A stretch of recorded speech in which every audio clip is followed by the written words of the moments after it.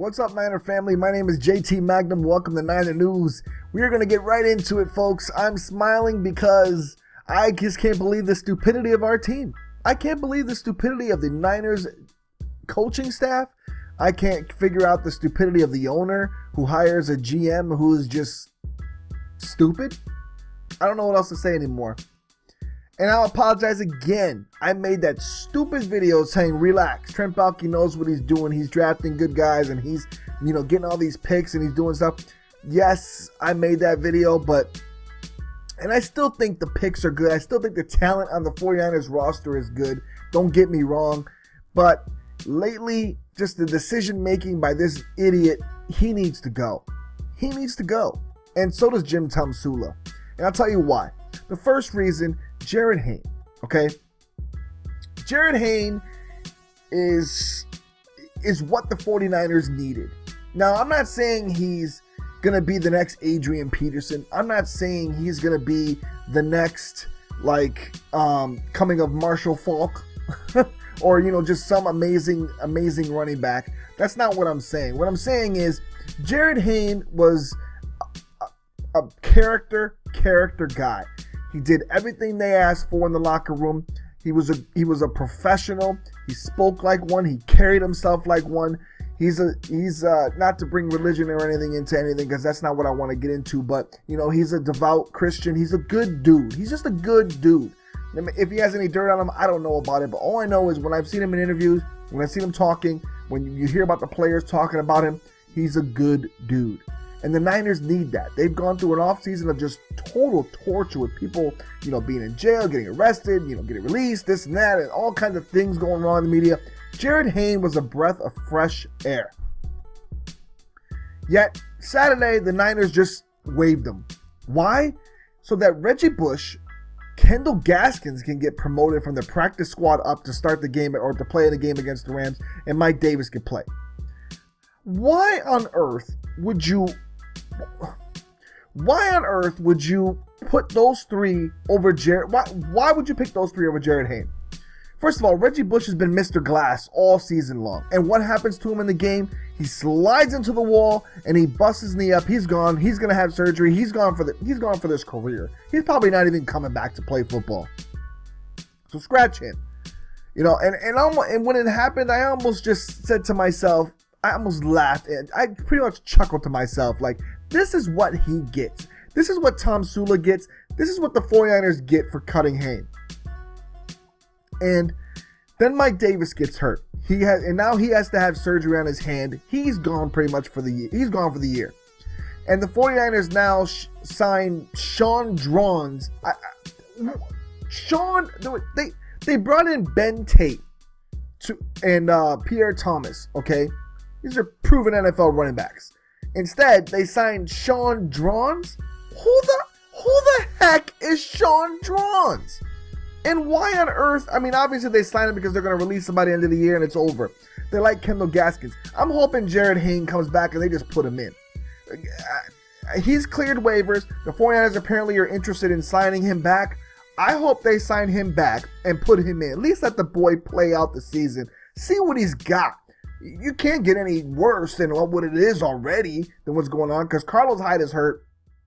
Apparently, he might have season-ending surgery, which we knew that was going to happen. I mean, they were just basically messing up his foot game after game, making that poor dude play on that bad foot. You know how bad feet can do. You've seen other NFL players have problems with feet. Des Bryant, one of the recent ones. And, it makes you wonder, what is this coaching staff doing, So that's what happened on Saturday. They released Hayne, and then, of course, the game against the Rams, which I'll get to in a second, was horrible. And Mike Davis and Reggie Bush went down, leaving Kendall Gaskins as the only guy. And Jim Tomsula was asked afterwards why you would cut Hayne and bring up Kendall Gaskins. And his answer was, I felt we needed a bigger back for this game. What is that the most stupidest answer that you... somebody just took that answer and just said, oh, okay. If I was a reporter and I heard Tomsula say that and I'm in that room and Tomsula says to me, yeah, I just thought Kendall Gaskins would be I just wanted Kendall Gaskins to come in because he was a bigger back. Wait a minute. So you let somebody go who's talented, had a great preseason, shows some serious promise, has athletic ability, and has some moves to be able to get through the hole and do things, for a guy that's unproven and he's bigger? Does that even make any sense? You'd rather cut somebody with promise than for somebody else that's bigger? You tell me if that is a normal answer to you, and tell me if you just accept that. Anyways, we lost to the Rams 27-6, and Cap looked bad. I mean, there was plays where he made one good throw that I can recall, and that one good throw was over three guys, and it went in there when he shouldn't even throw to that guy in the first place. He got it over the three guys, and the guy caught it. Okay, but he should have thrown it there. If three guys are on one guy there must have been somebody open on the other side, but he missed it somehow. So anyways, there was a play where they got a safety, and Colin Kaepernick missed. I don't even know if it was the play before or play after, but all I know is Torrey Smith was jumping up and down. It's all over the internet. Feel free to look at that. Torrey Smith was jumping up and down. On the other side, I believe it was Quentin Patton or Bruce Ellington. One of the two was wide open. Both wide receivers on both corners were wide open. Somehow Cap missed them both. Somehow he hands off the ball to Mike Davis, who gets stuffed, and somehow missed Torrey Smith and the other guy, like I said, Patton or Ellington, wide open. I'm talking wide open. Nobody was on them. The whole line was just full of Rams. Two guys were on the outside for the 49ers, and he didn't keep the ball. He didn't throw it to them. He didn't do anything. He didn't even see it. What kind of crap? What NFL quarterback doesn't see it? How do you not look around? How do you not see that and pretend and then just throw the ball out there and let Torrey Smith run for a 98-yard touchdown? How do you do that? Right then and there is when I said to myself, he's got to go. I'm sorry, but he's got to go. Either he's got to go or fire this whole coaching staff, fire everybody, and get a veteran quarterback on this team that can help show Cap the way. Because I don't know what they're doing with this, and that's what I'm talking about, coaching. The 49ers ran the same plays, I think, at least 5 or 6 times. It made me tweet out. I tweeted out a picture of a Tecmo Super Bowl. You know what Tecmo Super Bowl? It's an old Nintendo game. Or just old Nintendo game, pretty much. I tweeted out a picture of Tecmo Super Bowl playbook, which is like, I don't know, 6 plays on it or 8 plays on it. I said that was the 49ers playbook. But literally, it was the same plays. It was driving me absolutely bonkers. It's like they don't know what to do. They don't know how to adjust. They don't know how to stop anything. They are just stupid. Just stupid. And it's horrible. I feel bad for us. I feel bad as a 49er fan to watch this. Every week, it seems like we're watching this, and we're watching it all unfold in front of our eyes as teams just know our plays. They know what we're going to do. They don't want to adjust. They don't do nothing. It's just absolute garbage. And then they keep playing Jordan Devy, who gets beat on every play. Get him out of the game. Why won't they put Andrew Tiller in the game? Why not put Trent Brown in the game, get rid of Pierce? Why not put somebody else in? Why not just adjust that offensive line? Why do I have to talk about this every week? Why do they have to listen to it every week from NFL analysts? Why do they have to do this and then they still make those stupid decisions and still keep doing the same thing? You know, there's other offensive linemen out there. They didn't grab them. There's other people they could have drafted. I watched La'el Collins from the Dallas Cowboys play his butt off, just knocking Seahawks off the ball. I saw him pushing 2 Seahawks out of the picture. He pushed 2 guys out of a video frame. That guy was available for the 49ers to draft. A lot of people thought they were going to draft him, but they didn't draft him. Unbelievable, man. This guy is playing his heart out for the Cowboys of all teams right now, and we got to sit and watch our crap linemen not being able to do a thing. It's just, 49er fans, you shouldn't take this. You should tweet at this dude every day. You should tweet at him. Don't stop. Just say something. It's just horrible to watch. The defense played their hearts out. Jaquiski Tartt had a good game yesterday. Bowman, I feel bad for these guys. They're playing their hearts out, and they got beat by some big plays yesterday. And kudos to the Rams. They got their big plays on, but the 49ers played tough. That score doesn't really suggest how the game was. But at the same time, Cap played horrible. Like I said, you can't have 100 and something yards of offense every week. It's unacceptable. He's got to either go, like I said, or get rid of Trent Baalke, get rid of this coaching staff, hire a good offensive-minded coaching staff with a decent defensive coordinator, and then get Cap a veteran quarterback to learn from. Somebody that can show him, show him what he can see, show him what he could possibly look at while he's playing. Give Cap pointers. When you see this is what you need to do. When you see this is what you need to do. He doesn't have that. He doesn't have one veteran quarterback to be able to show him the ropes, to be able to show him anything, show him how to be a good quarterback. He has just himself. And you can't fault Cap for that. And, I thought about it. As much as I get pissed off at Cap, I have a right to. I'm a fan. I get pissed. But at the same time, if you're going to keep him, then give him somebody to learn from. Give him an NFL quarterback. Look at Andrew Luck. He has Matt Hasselbeck to learn from. At least he's got him. He's got people to learn from.